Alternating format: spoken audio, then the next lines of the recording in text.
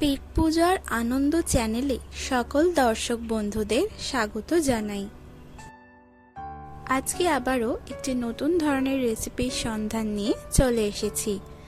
আজকে যে রান্নাটা আপনাদের সাথে শেয়ার করব সেটা হলো আম কাসুন্দি পটল।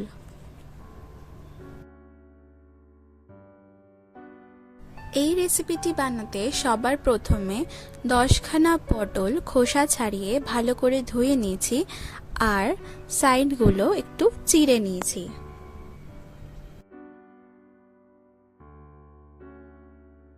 এরপর পটলগুলো হলুদ দিয়ে মাখিয়ে নেব।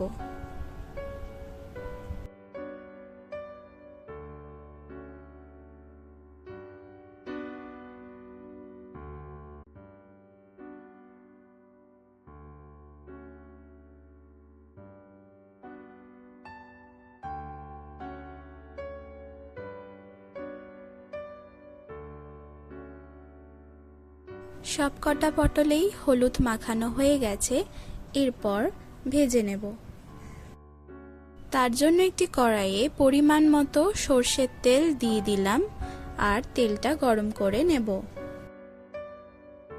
এরপর হলুদ মাখানো পটলগুলো দিয়ে দিচ্ছি আর ভালো করে ভেজে নেব।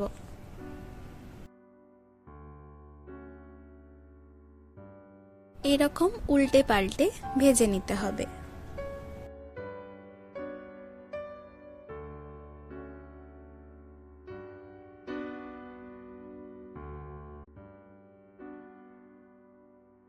এই পটলগুলো ভাজা হয়ে গেছে, এখন এগুলোকে একটি পাত্রে তুলে রাখবো আর একইভাবে বাকিগুলো ভেজে নেব।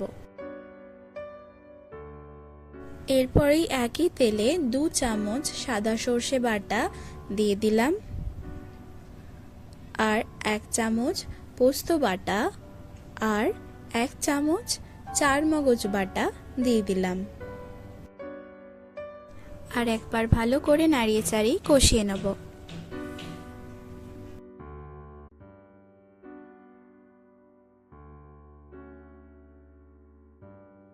এরপর ভেজে রাখা পটলগুলো দিয়ে দিলাম আর ভালো করে একবার নাড়িয়ে নিচ্ছি।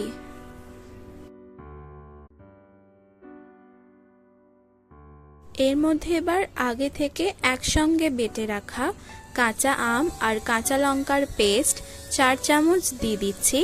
এক্ষেত্রে আমি একটি ছোট কাঁচা আম আর 4টে কাঁচা লঙ্কা ব্যবহার করেছি। আবারও ভালো করে একটু নাড়িয়ে নিচ্ছি। এরপর এর মধ্যে স্বাদমতো নুন দিয়ে দিলাম আর হাফ চামচ হলুদ গুঁড়ো দিয়ে দিলাম। আপনারা যদি মিষ্টি খেতে পছন্দ করেন সেক্ষেত্রে আপনারা চিনিও ব্যবহার করতে পারেন।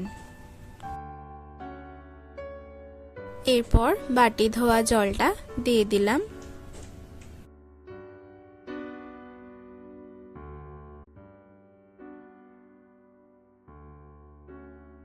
আমাদের এই রান্নাটা এখন হয়ে এসছে, উপর থেকে ধনেপাতা কুচি এবার ছড়িয়ে দিলাম।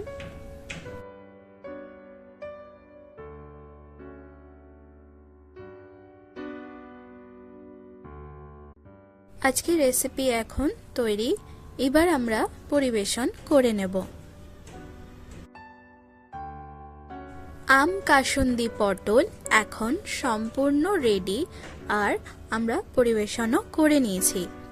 এই রান্নাটা বাড়িতে অবশ্যই ট্রাই করবেন, তার সাথে আমাকে কমেন্ট করে জানাবেন আপনাদের কেমন লাগলো। যদি ভালো লেগে থাকে অবশ্যই লাইক আর শেয়ার করে দেবেন। তার সাথে চ্যানেলে নতুন হয়ে থাকলে চ্যানেলটি কিন্তু অবশ্যই সাবস্ক্রাইব করবেন। তাহলে আজ এখানেই বিদায়, আবারও অন্য একদিন অন্য একটি রেসিপির সন্ধান নিয়ে খুব তাড়াতাড়ি চলে আসব। ধন্যবাদ।